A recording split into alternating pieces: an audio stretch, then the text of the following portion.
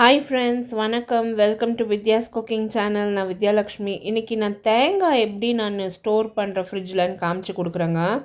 தேங்காய் வந்து இப்போது நிறைய ஃபங்க்ஷனு ஃபெஸ்டிவலெல்லாம் வந்தது இல்லையா, ஏகப்பட்ட தேங்காய் வீட்டில் சேர்ந்து போச்சு. அது வந்து ஃபஸ்ட்டு நான் பேத்துட்ருக்கேன். இந்த தேங்காய் பேக்கிறது வந்து நான் இங்கே தான் வாங்கினேன் லோக்கலில். ரொம்ப ஈஸியாக பேத்து எடுத்துடலாம் தேங்காவை. நீங்கள் தேங்காய் திருவுமனை இருந்தாக்கா திருவி எடுத்துக்கோங்க.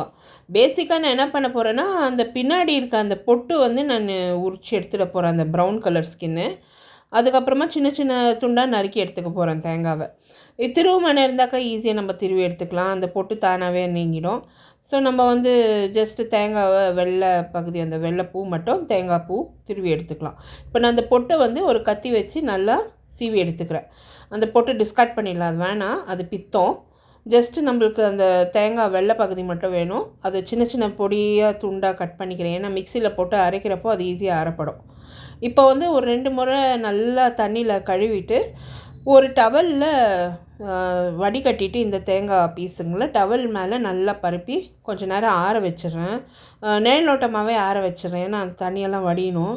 ஏன்னா இது ஸ்டோர் பண்ண போகிறோம் இல்லைங்களா, கொஞ்சம் நிறைய நாள் வரணுன்னா நல்லா ஆற வச்சுட்டு தண்ணியெல்லாம் வடிஞ்சதும் கொஞ்சம் கொஞ்சமாக மிக்சியில் சேர்த்து நல்லா திருவி எடுத்துக்கணும். பாருங்கள், இந்த மாதிரி திருவி எடுத்துக்கினாக்கா நம்மளுக்கு நல்லது.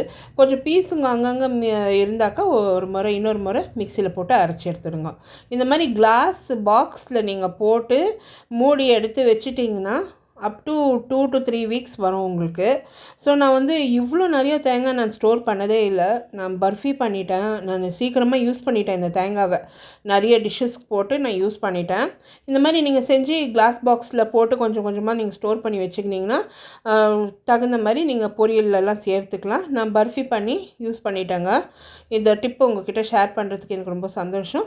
நீங்களும் மறக்காமல் லைக், கமெண்ட் அண்ட் சப்ஸ்கிரைப் பண்ணுங்கள். அடுத்த வீடியோவில் மறுபடியும் சந்திக்கும் வரை, this is Vidya Lakshmi. Thank you so much for watching.